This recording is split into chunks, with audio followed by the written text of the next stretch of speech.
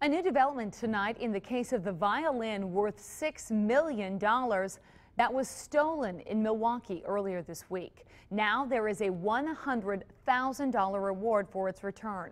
A local professor who knows the victim is lending her perspective. Fox 11's Kelly Schlicht has the story.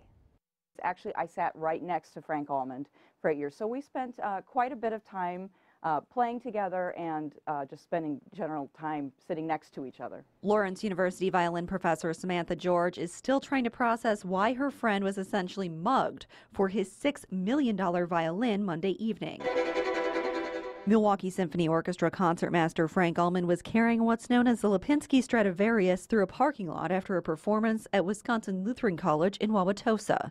Two men approached him, tasered him, and took off with the violin. You do not expect people to appear and tase you out of nowhere to get your violin. That is not on your radar when you're coming out of a concert.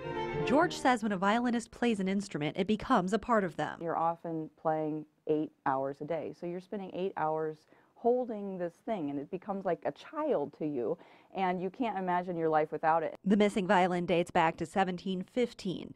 It was made by Italian master crafter Antonio Stradivari and is one of only a few hundred in the world. Almond doesn't own the instrument. He's played it on loan from an anonymous owner since 2008.